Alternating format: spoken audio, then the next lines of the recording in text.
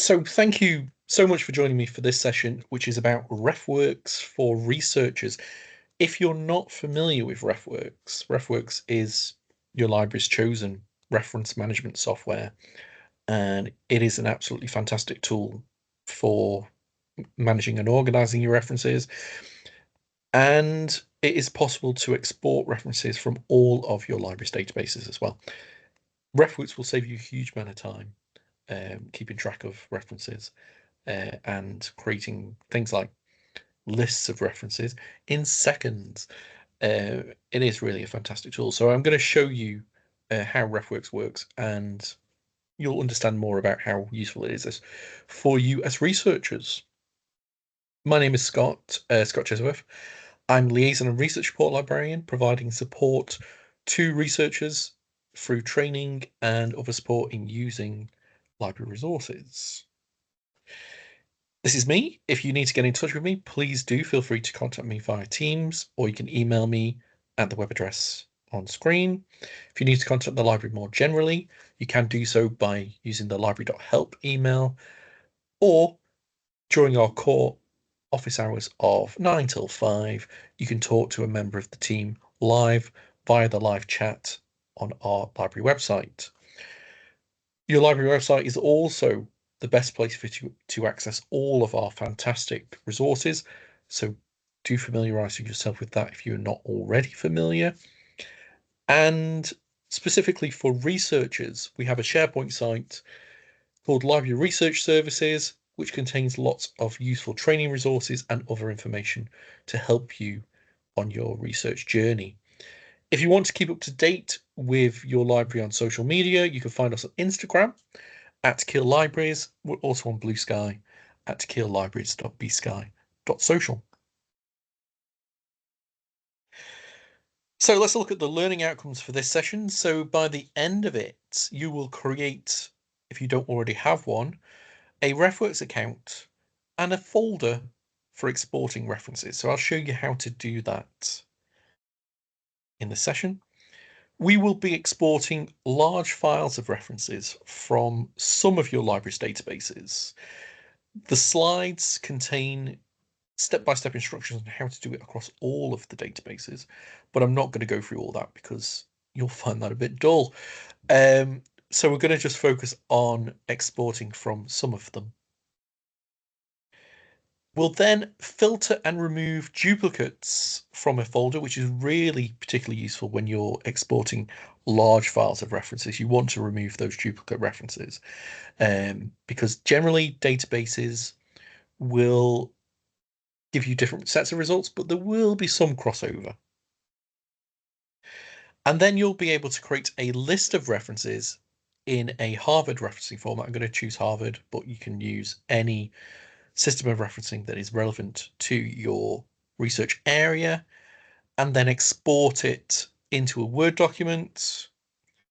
And I'm also going to show you RefWorks Citation Manager, which is a tool, an add-in you can apply to Word, which allows you to cite whilst you write, adding direct citations into your document, again, saving you a huge amount of time from manually creating these references. So that's what we're going to do in this session. If anyone has any questions as we go along, please do feel free to pop them into the chat. So firstly then, why use a reference manager? Because when you're doing long projects like a thesis, it's important to have some way of organizing those references, because you're likely to be dealing with hundreds of references. So having somewhere where they're organized is really important.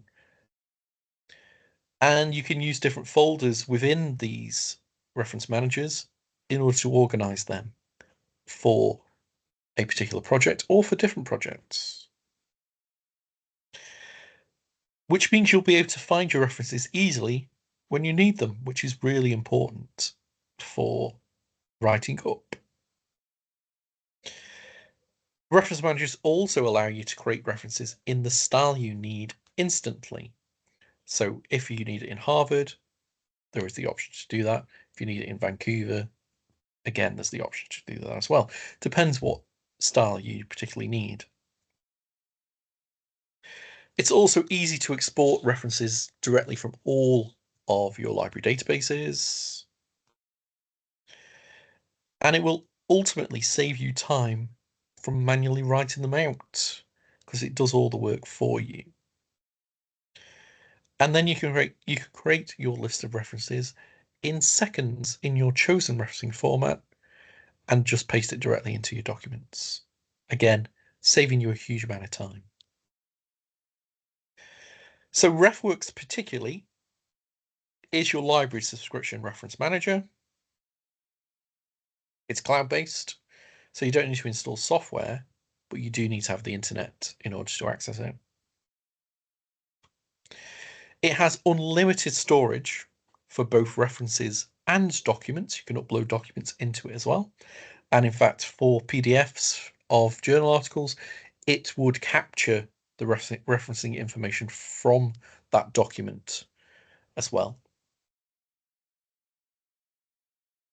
There are over 6,600 different referencing styles to choose from, variations of Harvard, APA, Vancouver, etc. In fact, there's probably more like 7,000 available in there now. The key is to use whichever style you're supposed to be using, whichever style your supervisor expects you to use and recommends. And what we have tried to do with RefWorks is to create what are called institutional styles, which indicates the styles that are in use at Keele, because unhelpfully, there is no one set style in use at Keele. There are variations in place, but we're starting to see people using specific styles of Harvard, etc., etc.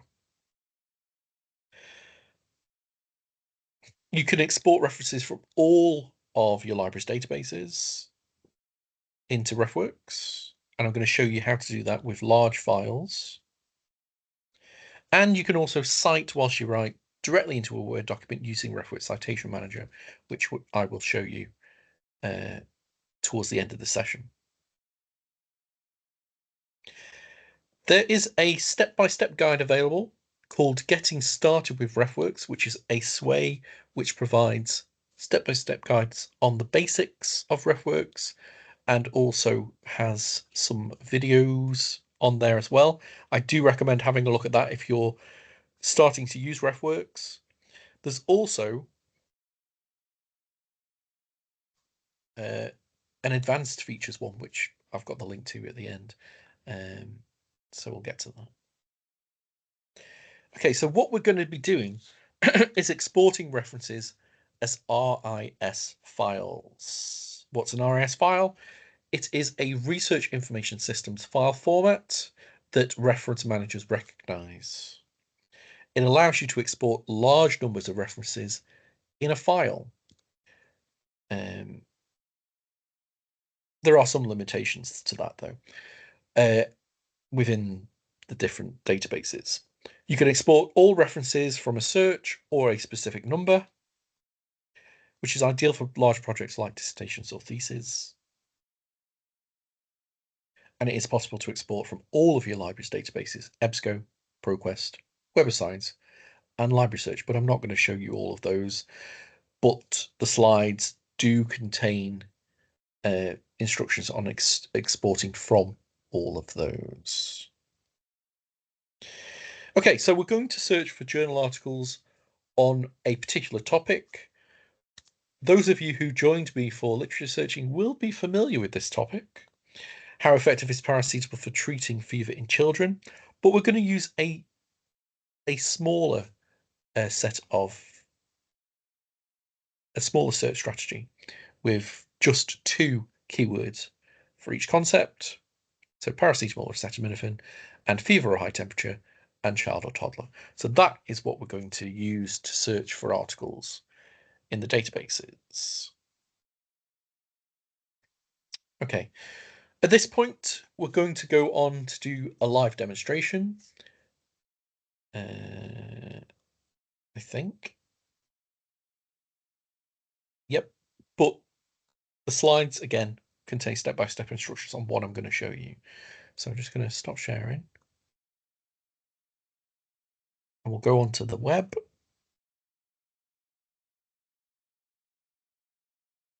Okay. Firstly, we need to get to RefWorks and to create a RefWorks account and to create a folder that we're going to use to export our references into. To do this, go to the library website, keele.ac.uk/library, or put Keele Library into Google, and you'll get to our website. To get to our reference management page, you need to go to How Do I construct and manage my references. This is the reference management page. You'll see a link to RefWorks. So you can click either the image or click sign into RefWorks. If you have not created an account, click create account. Use your Keele email address to register. Once it's recognized that, it'll ask you to generate a password, and then it will send an email to your student inbox. Go into that, click the verification link, and then that will take you into your RefWorks library, which looks like this.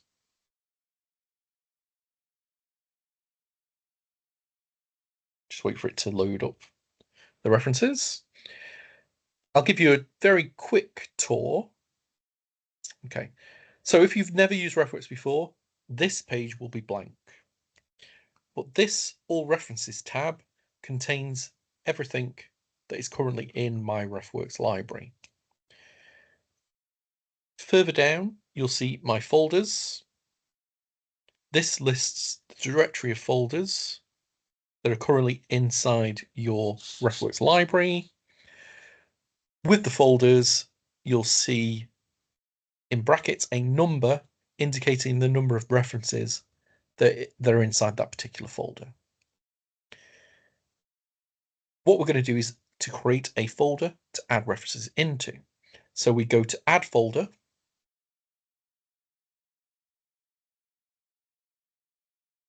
and we give this folder a name. I'm going to call it Articles.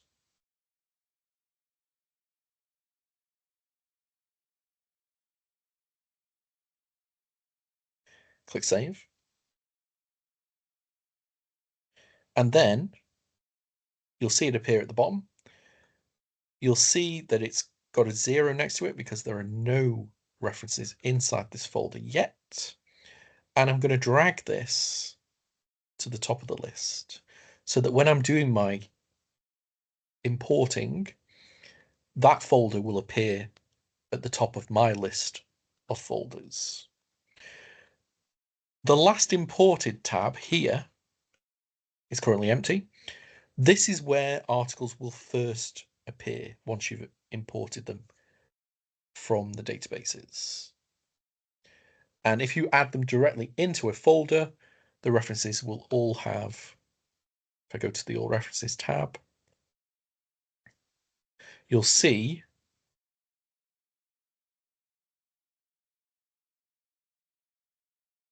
just wait for it to load up.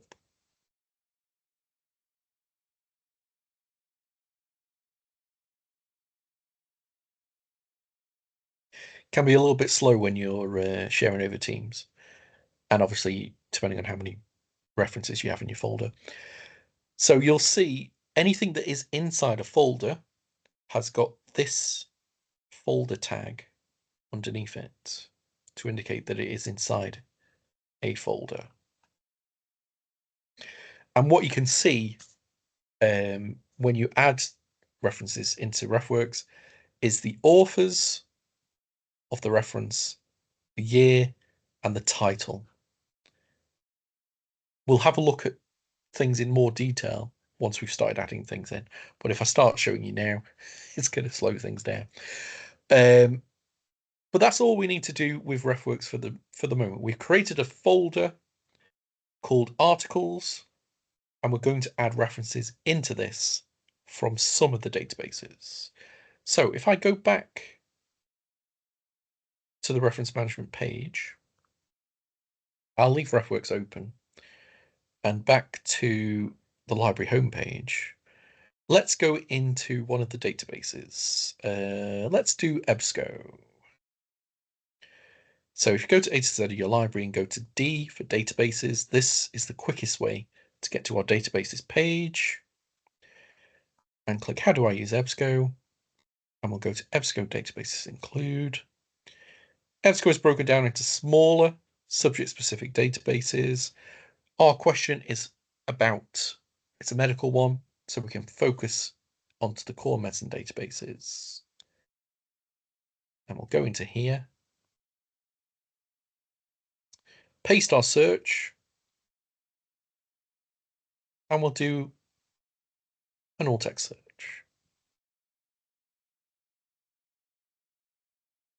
Okay, so we've got 1,174 results. Let's filter that down. I only want research within the last 5 years. 371. Okay, that's okay. I'm happy with that. I can export all 371 results at once by going to share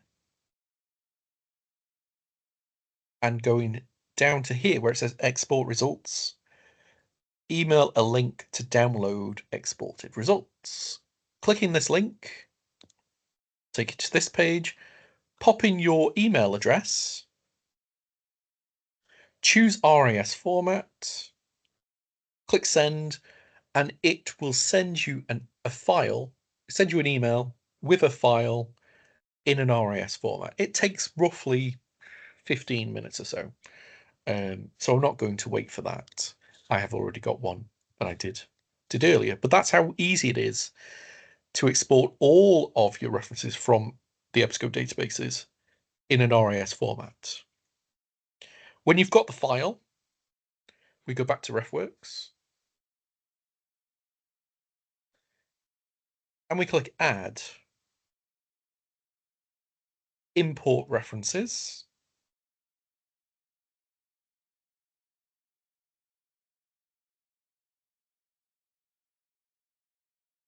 And then what we'll do is we'll select a file from our computer.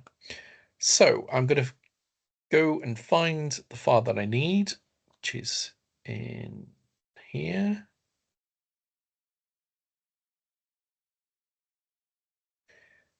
So EBSCO RS file, click open. It says, we think this file is RS format. Now we can definitely say that it is an RS format, and we could use the drop-down box to double check that it is definitely coming in an RAS format. And we'll click import. And then you get the option to choose which folder you want to add the references into. And because I dragged my folder to the top of the list, you can see that folder is there. Check the box and click import. Now, when there are lots of references to import, it can take a little bit of time, but just leave it doing that. And whilst it is doing that, I'm going to show you another export, this time from the Web of Science. Okay, so we'll go into the core collection.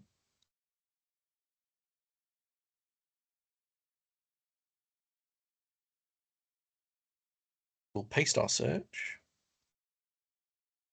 We'll do a all field search. Click search. 801 documents. Let's refine that again by publication year. Last 5 years. Refine. 229. I'm happy with that. Check the box. Click export. Choose RIS. So it defaults to you selected 50 results because that's how many it's showing on the page.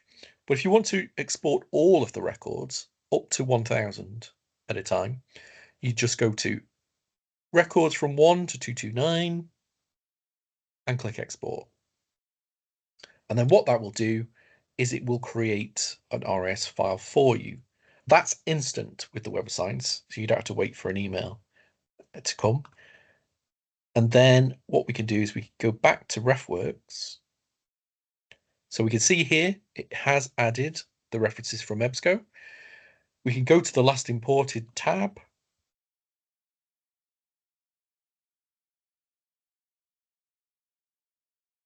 And see that a minute ago, we added 350 references. And we can see that they are inside the folder we created because the articles tag is next to the folder. So if I click on that, that will take me into the folder where we've got the 350 references. So I can show you a few ways that the references look. So at the moment, the normal view indicates our authors, year, title, and also there may be some subject keyword tags underneath as well.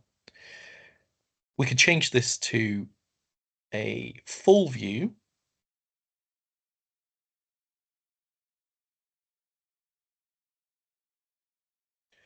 And that shows you the full, sorry, just click off that, the full bibliographical record, including the abstract, publisher information, all sorts of different things that it's pulled from the record in the EBSCO database. And we can also look at a citation view,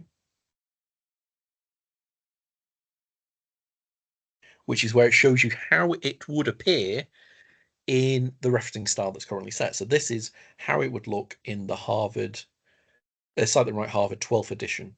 So you can see how those references would look.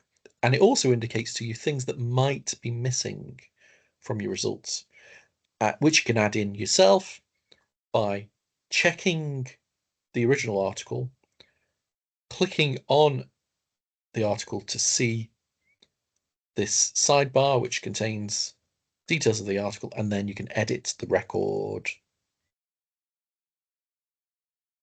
and add in the details that might be missing.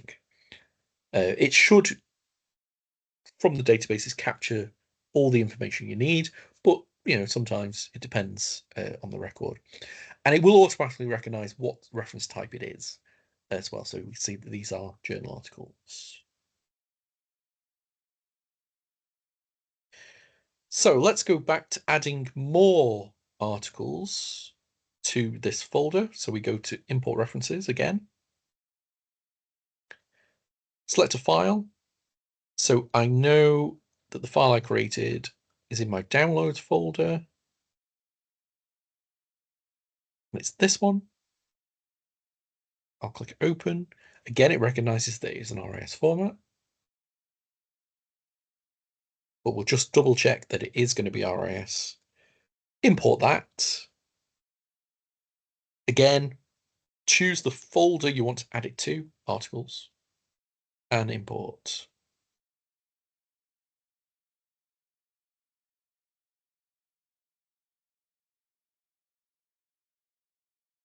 And we'll just let that finish doing that.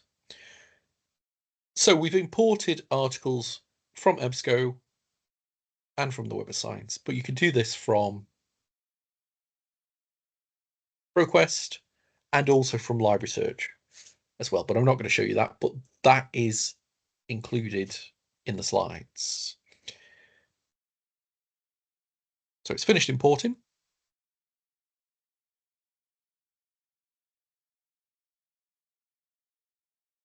So we can see that a few seconds ago, we added more references to our folder. Let's change that back to normal view. So you can see we've just imported 579 references into RefWorks, and that didn't take a great deal of time. If we go into the folder, we can see that now there are 579 references inside that folder because we have the number next to the article name, and we can also see there are 579 references inside here. The next thing we want to do is we want to remove any duplicates from the folder. To do this, you go to duplicates and find duplicates. Now we're inside the articles folder, so we just check yes, only the current folder. We're looking for the primary reference, so the one that we want to keep to be the one that has the most information available in the bibliographical record, so in terms of completeness.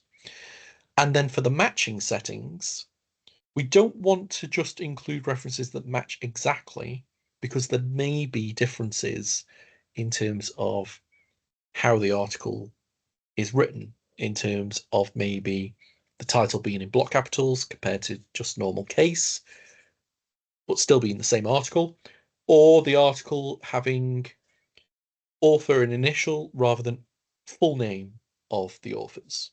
So what we'll do is we'll set this to references that are similar. If we do must match exactly, we'll remove more articles than we want to. So references that are similar should capture the ones that are more likely to be the same article, even though they appear slightly different. And we do find duplicates. So it tells me the process has started. If you've got lots of articles, lots of references to filter through, it will take a while. But we can see here it's already completed. So we can see the results. And pleasingly, it has found duplicates between the two databases, 48 of them to be exact. So what it does is it checks and highlights the article that it thinks is a duplicate reference. We can see that it's identified 94 articles. It's decided the 46 that are the primary article and the 48 that are duplicates. And we can just look through them to check that we're happy that they are duplicates. If they're not, if they don't appear to be a duplicate, these all do seem to be duplicates, which is good. You can uncheck the box next to the ones that aren't. When you're happy with those, all you need to do is click delete and click move all duplicates to trash. And then that will end the duplicate references process. We can go back to our folder, which still says 579, but that will update. And we can see that now we've only got 531 references. So it's removed the duplicates from our folder. If we refresh the page, that should update the number. Yeah, so 531. Okay, so removing duplicates is not foolproof. There may still be duplicate references in there, so you will have to check them manually now. You can't rerun the duplicate process because all that will do, well, it won't find any more. So it's important that before you run the deduplication process, make sure you've got all the articles in the folder that you want to include. And then To check them manually, we could create a list of references from the articles that we've created. To do so, be inside the folder, click Create Bibliography, and then Create Bibliography again.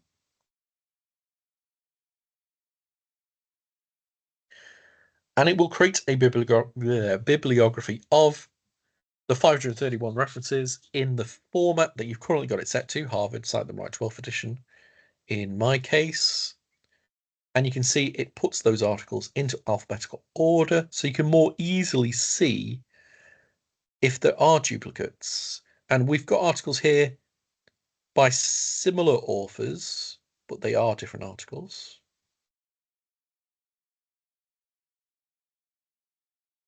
This one is a duplicate. So not entirely sure why it didn't pick that up, but like I say, it's not foolproof.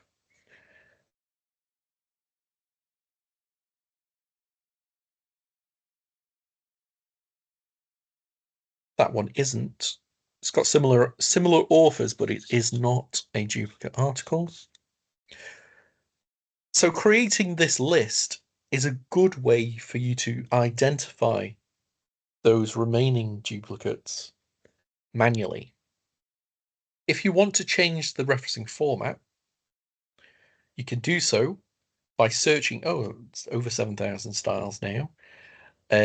By searching by keyword, or as I say, we are trying to gather what we call institutional styles. So these are the styles that are in use. So if you wanted to do this in APA, you could set it to APA, Chicago, Harvard for the School of Health and Rehabilitation, which is a slight variation on Cite Them Right 12th edition, Osceola for the law school, and also Vancouver, which is a numerical system. Vancouver,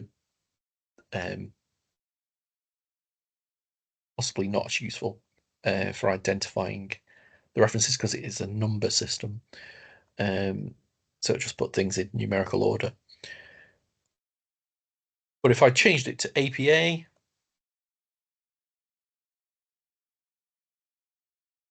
we can see it in that format. So again, APA is a version of Harvard, but there's a lot more punctuation symbols with the APA symbol, with the APA system. Let's go back to Harvard.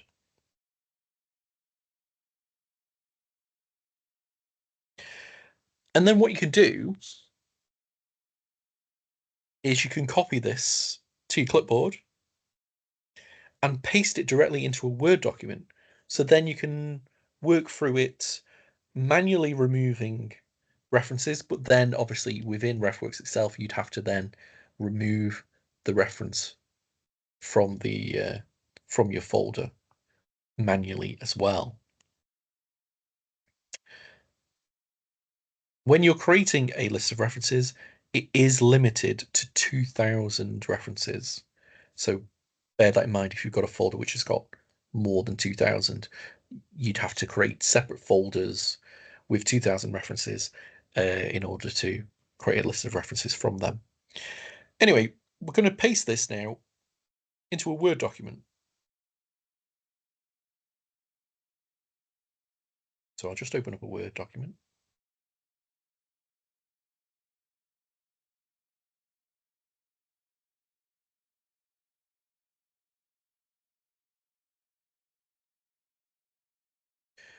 I'll stop sharing this screen, take you to my Word document that I've just opened.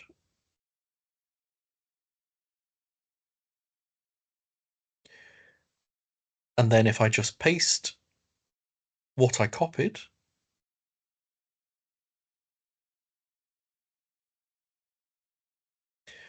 there you have a list of references in a Harvard referencing format.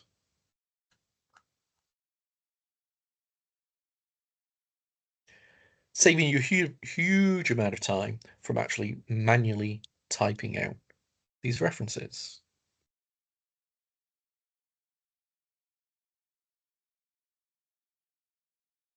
And like I say, you can just manually check that as well. Okay. Let's just remove them again. So another really useful tool which will allow you to cite whilst you're writing is RefWorks Citation Manager, which you can add in to Word by going from the home screen, from the home page, the home tab, clicking Add-ins on the right-hand side here,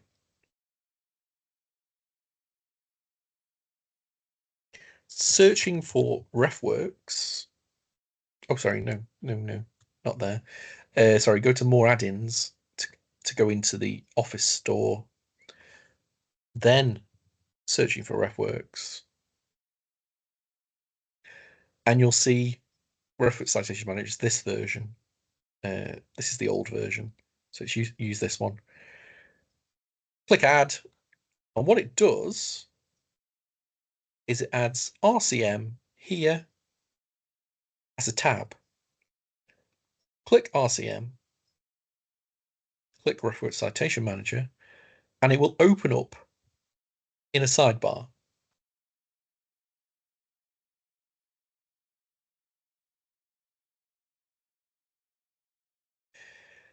This syncs with your RefWorks library. So you sign into it with the same username and password that you use to create your RefWorks library. And then you have access to all of the folders that you have inside your RefWorks library. So you can directly add in-text citations into the body of your assignment. So when you're ready to add in an in-text citation, all you need to do is go start typing, and then at the point at which you want to add that citation, you go to RefWorks Citation Manager, you find the folder which contains the references. So we'll go to our articles folder, and you can see all of the references from this folder. You can see that it's currently set up to using Harvard Cite the Right to Off edition. So the references will appear in that format. And at the point at which you want to add in your reference, you find the reference you want to add the details for.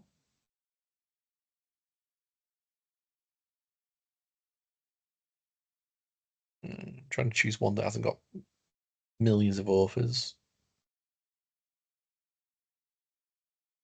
That's not too bad. Let's go with this one. So, okay. When you click on the reference, you'll see a preview, which will show you how the reference is going to look. So in brackets, where you've got the author's name, et al., which means and others, so that's where you've got multiple authors, usually more than 4 with Harvard. And then the year, how it appears at the moment is how you would add it as an indirect citation. So that is where you say whatever you're referring to, but then you just, as an aside, have the reference in brackets. If you want it to be a direct reference to the author, click Edit, and then choose Display as Author, brackets year.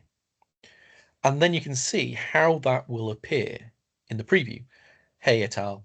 2021, which is better. That's a direct reference to Hey et al. And then we click Insert Citation. And there we are. We can see the citation's been added. So according to Hey et al. 2021, and then you carry on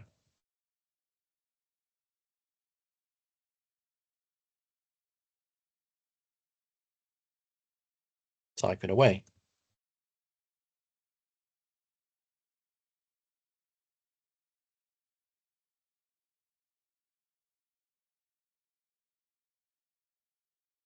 blah, blah, blah. As well as adding in the in-text citation, it also will add in the full bibliographical reference that would appear in your list of references. But where is it? Well, this is switched off as default within Reference Citation Manager, just so that it doesn't slow your Word document down. To switch it on, you click on the 3-line symbol here, the menu option, and you'll see the bibliography, as it calls it, but it's a list of references, is switched off. Check it on, and it adds in the full bibliographical reference into your document. Now let's add in another one. Let's just go back to here.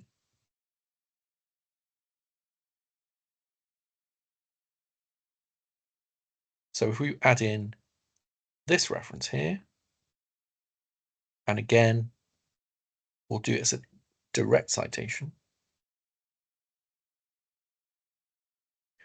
Not only does it add that, but it also adds in the full bibliographical reference below the last one, not because it appears below in the text, but because it appears alphabetically within the article. So I can show you that it's doing that by finding an author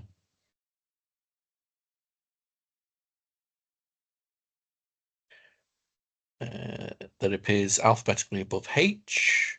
So this one.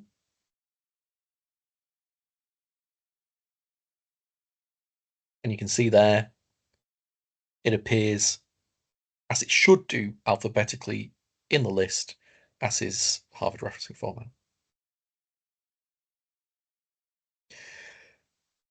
So whenever you need to add in an in-text citation, you need to find it within Reference Citation Manager, choose it, select how you want it to look, and then insert it into the document. It's really important that if you're going to refer to that author again, don't just copy and paste it and then add it further down. You must add it as a new citation into the document. But if you add it again,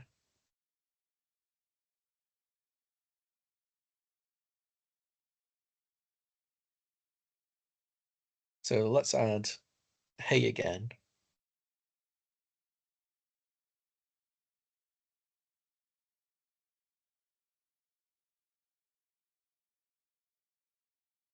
What it doesn't do is add a duplicate into the list of references. So it just, yes, it adds it as a unique indirect citation, but it is still linked to here. It doesn't add in a second version of that, which is good. So hopefully you'll find Reference Citation Manager an invaluable tool in addition to using RefWorks as well. Okay, let's return to my slides. So the slides, step-by-step instructions on how to do everything that I've shown you in this session today. You've also got obviously access to the recording as well. So let us go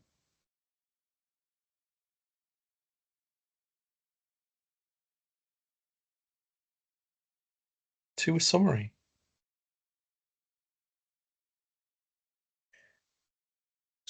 If you're exporting hundreds of references at once from a database, it's probably better to use an RIS file. It'll save you a lot of time. There are some limitations in how much you can export, so I would recommend refining your results down before you do that export. But it's better than exporting 10 references at a time or 50 references at a time or saving 50 references at a time based on the limitations on the number of references shown on a page. And you can create RS files from all of your library's databases. Again, step-by-step instructions included in the slides. You will need to remove duplicates from the folder, as we've shown, because there is crossover from the databases. But remember to add all of the references into the folder first before running the deduplication process, because it will only do it once. You will have to then manually remove them, which you can do by creating a list of references from your deduplicated folder. But remember, it's limited to 2,000 references. So if you've got a folder with more than 2,000, create new folders with those references with a maximum of 2,000, and remove them in that way. But remember, once you've identified them in your list of references, you will have to manually remove them from the folder in RefWorks as well.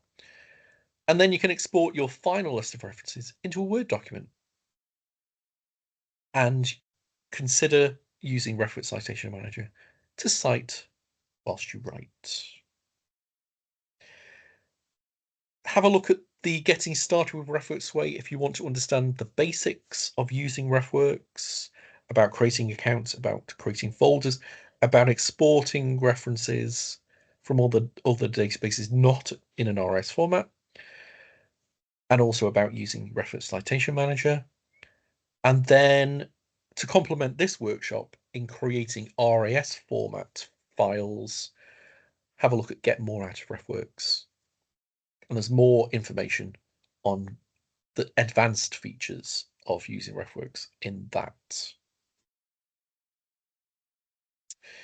Okay, so returning to the learning outcomes, you can now create a RefWorks account and folder for exporting references, export large files of references from your library's databases, filter and remove duplicate references from a folder, create a list of references in a Harvard referencing format, and export it to a Word document, and also explore RefWorks Citation Manager to cite whilst you write. Okay. If you want to be in with a chance to win £1,000, please do complete the Postgraduate Taught Experience Survey. You probably have already had an email about this, but if you do complete it, you'll be entered into a prize draw for £1,000, and we always welcome feedback. It's really useful for us. It helps us to develop our sessions and to understand how they're being received. Okay. Any questions, anybody?